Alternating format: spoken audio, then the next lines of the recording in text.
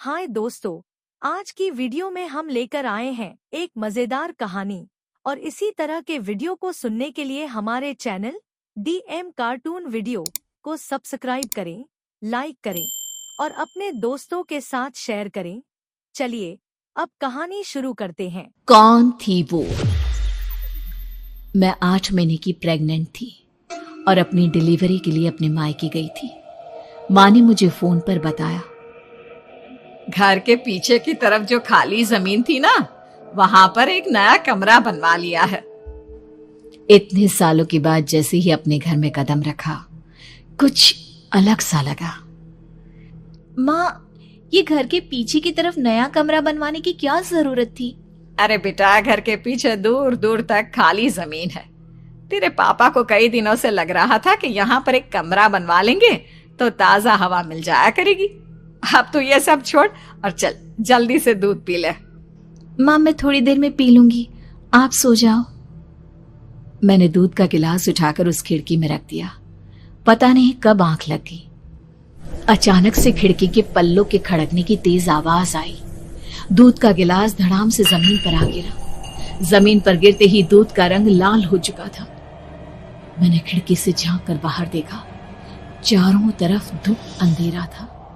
उस अंधेरे की तरफ से कुछ आवाजें आ रही थी, जैसे छोटे बच्चे आपस में खिलखिलाकर मस्ती कर रहे हो।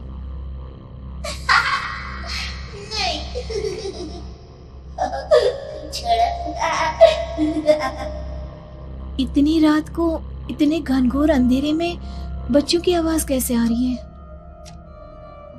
घड़ी में वक्त देखा तो ठीक 12 बजे थे। देखकर मैं सन्न रह गई। बुरी आत्माओं और भूतों की कई कहानियां मैं सुन चुकी थी। वक्त भी कुछ ऐसा ही था। ऊपर से मैं प्रेग्नेंट। सुना था कि ऐसे वक्त में अक्सर बुरी आत्माएं औरतों का पीछा करती है, तो क्या मेरे पीछे भी?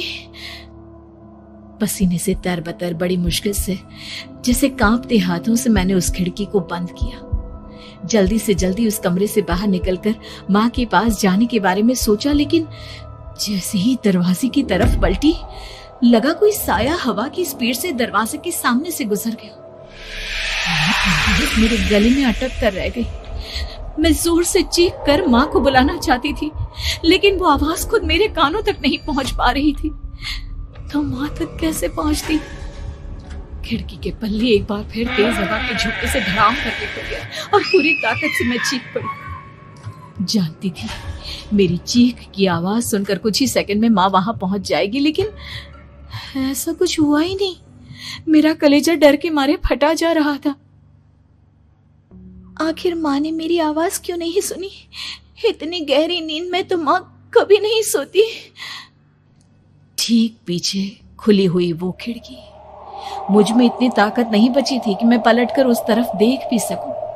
हवा का एक सनसनाता हुआ झोंका उसी वक्त मेरे कानों से आकर टकराया। लगा जैसे किसी ने दबी हुई आवाज में धीरे से मुझसे कहा, चली जाओ यहाँ से। मैंने दोनों हाथ अपने कानों पर रख लिए और एक बार फिर ताकत लगाकर जोर से चीखने की कोशिश की।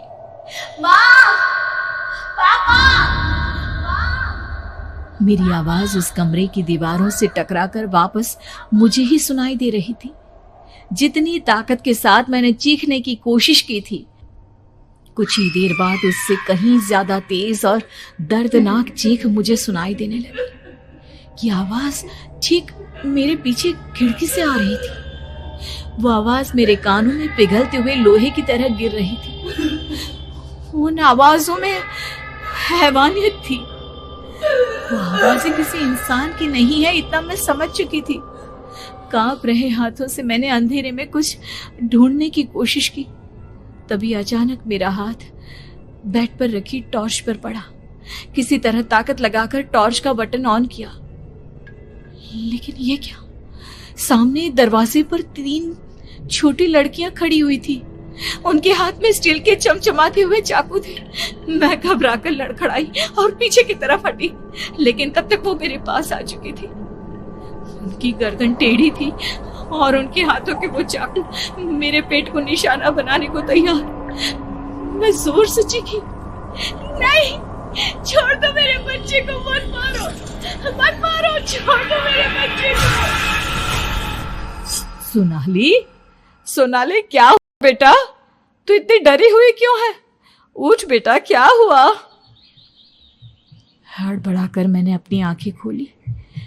देखा तो दिन निकल आया था। माँ मुझे जगा रही थी। मेरा चेहरा पूरा पसीने से लथपथ था। क्या हुआ बेटा? तुमने कोई बुरा सपना देखा क्या? मैं अभी तक अपने पूरे होश में नहीं थी। वो मेरे बच्चे को मार देगी माँ। वो लड़की मेरे बच्चे को। मैंने घबराकर अपने पेट को छुआ। सब कुछ ठीक था। और वो दूध जो रात को यहाँ पर गिर गया था, उसका रंग लाल हो गया था।